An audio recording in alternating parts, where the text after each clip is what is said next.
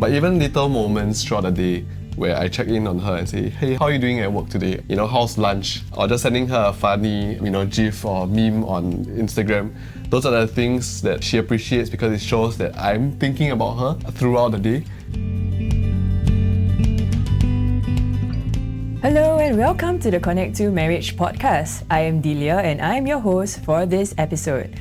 In each episode of the Connect to podcast, we'll be tackling questions that couples ask about marriage, communication and conflict and so much more. We hope you will keep tuning in to learn with us as you grow closer, deeper and stronger in your marriage. In today's world, love is often presented as a grand, extravagant affair. And what if love is less about the grand gestures, but in small but sincere actions? Let's find out more in today's episode. When you ask a married couple why they got married, the most common answer given is for love. And romantic love is often portrayed in our culture as physical attraction, chemistry, passion, and excitement. But what if love in all its ideals is really a lot more normal? And perhaps even mundane? And what if real lasting love is built over a lifetime of committed everyday actions? Could the small consistent habits that a couple choose to show each other daily be the secret ingredient to a blissful marriage? In this first episode of a two-part series, we are focusing on how a couple can practice small habits that nurture love in their marriage. Joining us to shed some light on this is Justin and Joey Chan. Justin and Joey have been married for 5 years and they have 3 children together. Welcome to the Connect to podcast, Justin and Joey. Thanks for having us. Hello, thanks for having us. So happy to have you with us today, and I would like to invite you to share with us your profession and also your children, maybe even some fun things that you all choose to do as a family. Well, I'm a communication design lecturer over at Temasek Poly. So I teach branding and communication related things. So communication is really important to me. We have 3 kids. Their names are Jordan, who is going to be 5 this year, Laurel turning 3 this year, and Kanan, our youngest one, who's turning 1 this year. So we have 3 kids, and this year we are turning 31, and some things that we like to do as a family, I think of late, we are trying to go to the zoo more often, just to get outdoors, but of course recently the weather hasn't been that great. Hi, I'm Joey. I have been in public service the past 5-6 years, but right now I'm on a career break, taking care of our newborn, who is currently 7 months old, so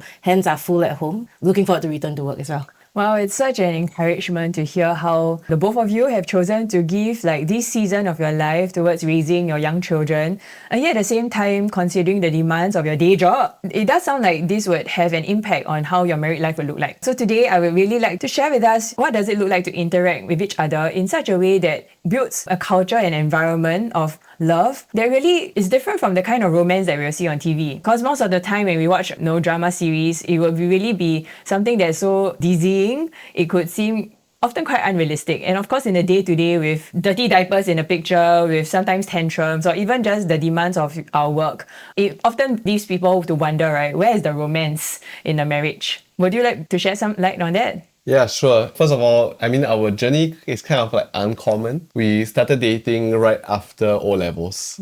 And then we got married at 26. So we kind of dated for 10 years. So we know a lot about the dating process, and families have seen us through many different seasons. So it's completely different from what you see in movies where 2 people fall in love and they elope to get married, right? And so we coming with that 10 years, there's many different romantic gestures. I think one of the most memorable ones got to do with flowers, because actually we are not really flower giving people as what you see in the movies. So actually when Joey started her first job, just now she was mentioning in the public service, I wanted to surprise her and impress her actually. So what I did was I sent her flowers and I delivered it on the Monday when she started work. And then she was really surprised and I was like, yes, I did a good job. But what she didn't know was that I would send her flowers every day for the whole week. So by the end of the week, and actually for the rest of the month, I think there were just a tons of flowers emerging from her desk. She was like, whenever a colleague got introduced to Joey, they would just be like, oh my gosh, what's all these flowers doing here? And it was quite a funny experience. Yeah, and it's funny, I think, because for 10 years of dating, we're not really flower people, so I've never expected any flowers. So that was the first thing that came to our mind when we think of something romantic. I find it quite amusing, if I may add, because if someone who does not know you, Joey, they would think that, oh, are you in a new relationship? Yes, yeah, These exactly are the right. things that happens at the start of someone trying to pursue you. And I guess what really intrigues me is that, wow, Justin, you made the effort to spark and rekindle such an excitement. And this, I wonder how you felt, Joey, when you saw that blooming flowers at your table. So yeah, it's funny because we have been dating for a long time, but we were not at work. Like we haven't been working. So the type of gestures we can give to each other is really limited. Like maybe you go and eat KFC and McDonald's. Like that's about like as good as it gets. But I think once we started work, it was a milestone that we were looking forward to together. And then it just gives us the hope that we can then eventually get married and start a life. So definitely a big surprise and very memorable. But what I really remembered from that isn't really the flowers, because eventually I dried them and then they all died lah. So that was that. But was the cards that came with it. And I'm really words of affirmation kind of person. Like I enjoy receiving cards. But Justin isn't really the long love letters kind. So when he wrote card, I really appreciated it. And I was like, oh my gosh, is he gonna propose or something? Like, is he gonna pop out from the side?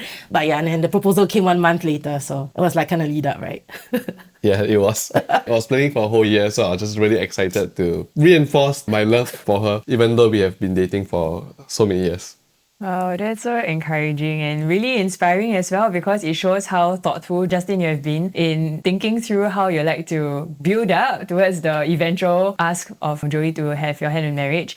But at the same time, I imagine to be quite a highlight at the start of that new phase that you guys entered the workforce. Now let's talk about it after you have gotten married. How does it look like to cultivate love and affection to each other? Well, that was definitely the last time we did like this massive flowers romantic gesture. And marriage and 3 kids, our life looks really different now. In fact, every year our life has transformed drastically with every new member of the family included. And we find ourselves really looking forward to the smaller moments that we get to share together. And both of us having full-time jobs, we have to be intentional to set time aside and give each other our time, carve it out specifically for each other. Besides having 3 kids, in between we moved house twice because, first getting married, then next having to move into a bigger space to accommodate the whole family. So we had a lot of big milestones and we were kept really busy. So I think it was really important that we carve out small moments, as you mentioned, like being intentional to rekindle and connect with each other. Even though we have been like having so many project meetings and parenting meetings throughout the weeks and the days, it's important for us to really sit down and appreciate each other for who we are and how we value in each other's lives. Yeah, and I can imagine that when you went through so many transitions in short succession period, there would be moments of tension and stress. Yet at the same time, hearing you say that we would relish in the small moments, what happens in those small moments? When we are dating, we always look forward to the anniversaries. Like that's like the 1 year, yay, we did it. We made it to the first year mark, second year mark.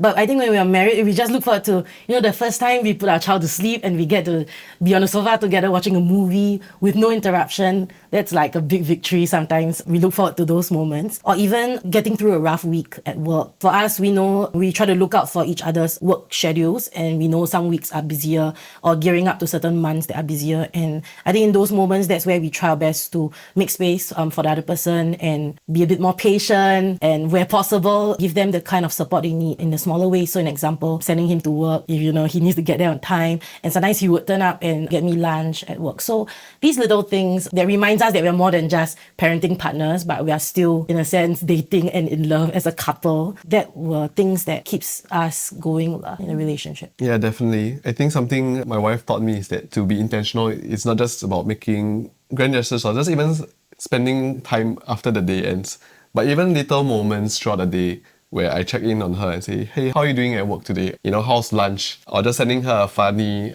GIF or meme on Instagram. Those are the things that she appreciates because it shows that I'm thinking about her throughout the day.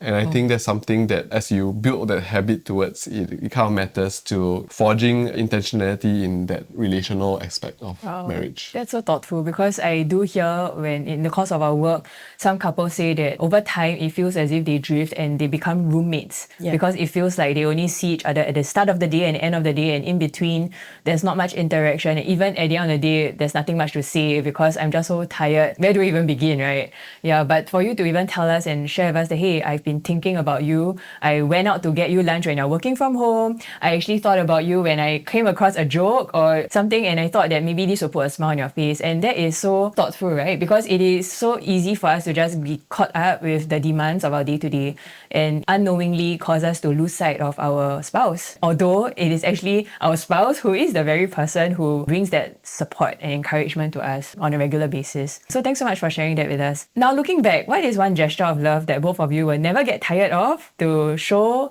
and express to one another? Marriage is one of the most rewarding things in life. Yet, navigating marriage as newlyweds or an engaged couple can sometimes get overwhelming. Whether it's managing expectations of the in-laws, getting a good grasp of your family finances, or establishing good habits of communication and healthy conflict.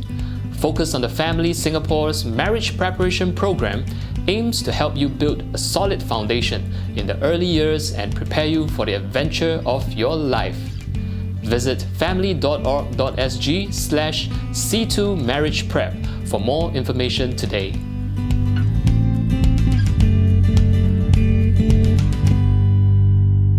I never get tired of, finding creative ways to show each other that we care. I think maybe being a creative myself, I'm always on a hunt. And like you said, in a day-to-day, when we are moving in the routines of life, whether it's parenting or just work, right? We get into that daily grind. We often get into this habit of doing same every day. But as the Singapore saying goes, right, same but different. We need to find ways where we are trying to constantly say the same thing, like I love you, but in a different way, and show different thought and care. But every day I ask Joey, hey, how's lunch at 12 o'clock? Pretty soon, I think she'll think I'm a chatbot. I'm some ChatGPT plug-in that she can talk to.